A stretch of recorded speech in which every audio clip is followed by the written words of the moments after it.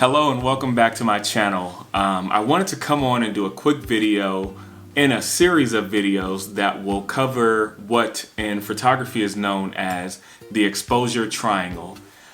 Basically what the exposure triangle is, I'll put a graphic up right now to show you, but essentially the exposure triangle is 3 points or 3 different settings in your camera that are all going to work together to create the image that you're trying to pull off.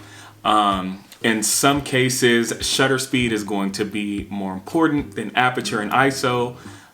In others, aperture is going to be more important than shutter and ISO.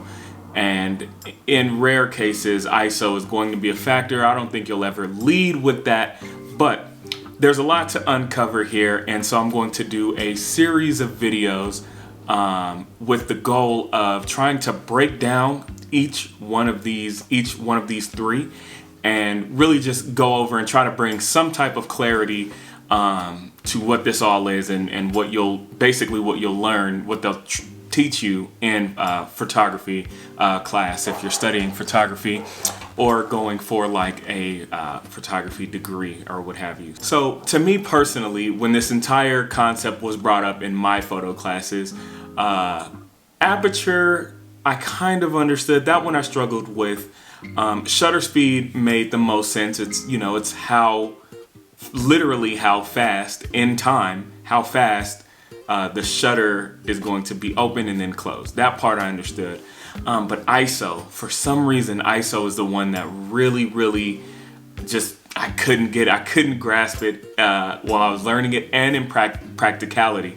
So today's video, I'm gonna try to tackle what I found was the hardest leg of the triangle, which was ISO, and try to break it down. Again, generally, when it comes to the exposure triangle, shutter speed, for the most part, is going to be the same from camera to camera.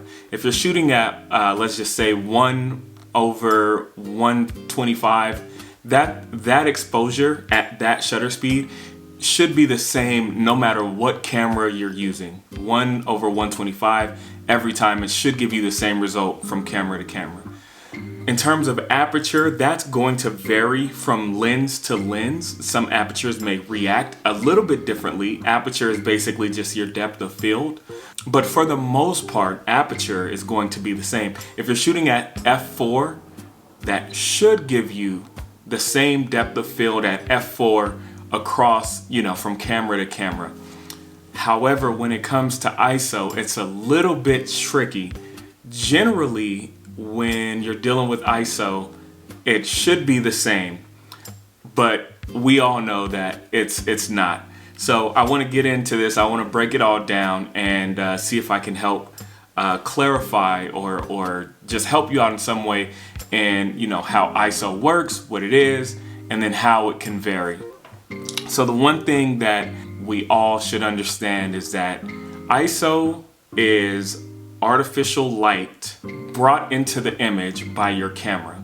Now there's a number of different ways that this is achieved from camera to camera, but basically what ISO is it's the camera bringing in its own version of light into the camera. And so if you're shooting in low light scenarios, you may need a higher ISO. The general rule with ISO, and I don't think anyone would disagree with this. If so, let me know in the comment section. But the general rule when it comes to ISO is shoot at ISO 100. If you're doing portraits, there's really no reason why you shouldn't be at ISO 100.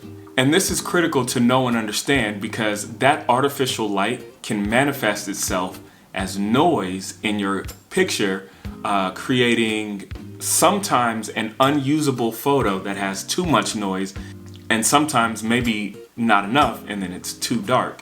I should note here that I'm speaking in the assumption that you're shooting in manual, that you are controlling the shutter speed, the ISO, and the aperture yourself for each shot here.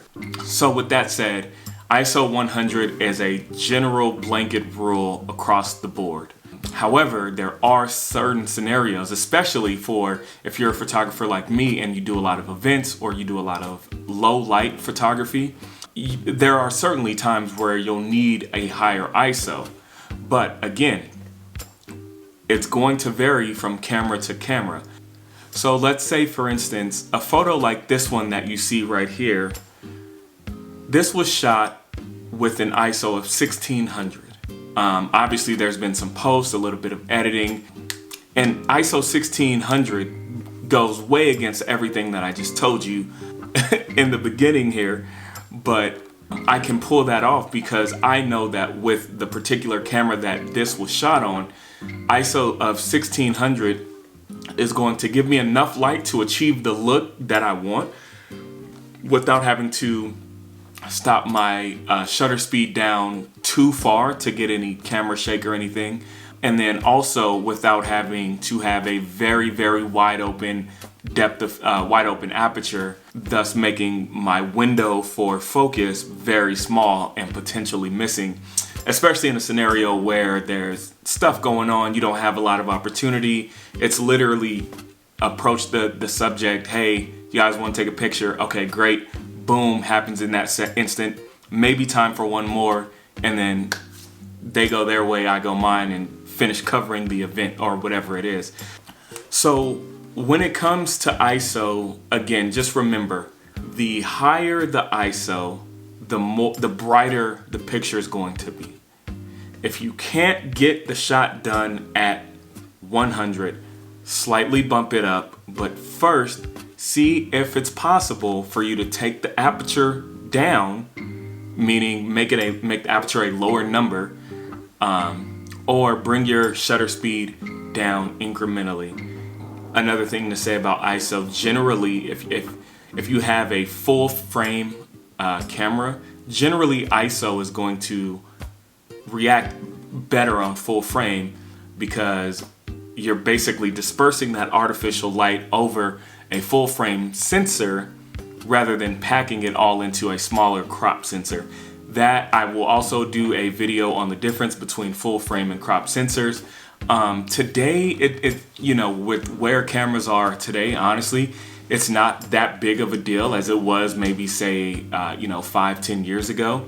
But it is something to note and to look out for. And so if you are looking to do more low light photography or more event type photography, I would suggest that you do full frame, because not only can you bump up your ISOs higher and get a better quality image, but also for a laundry list of other reasons, among a whole long list of reasons that any professional would tell you to go full frame over crop sensor.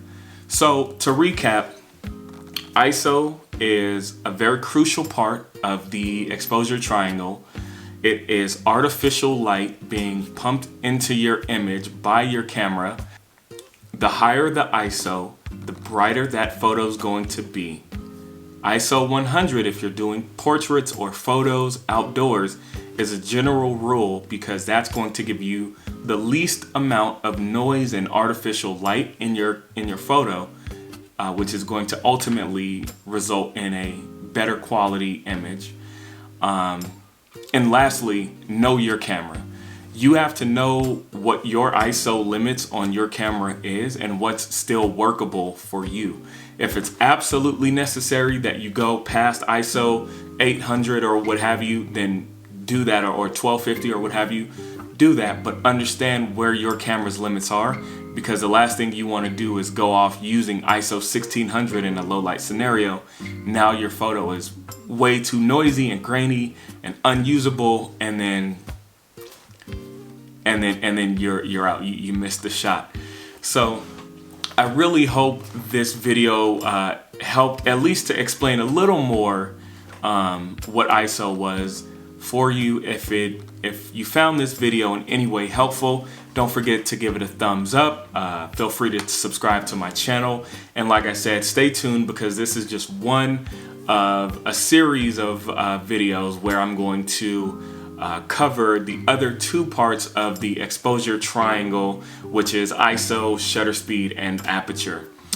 So if you haven't already, check out those other 2 videos to get a good understanding of the exposure triangle, and I will look forward to seeing you all in the next video. Thanks for watching. Peace.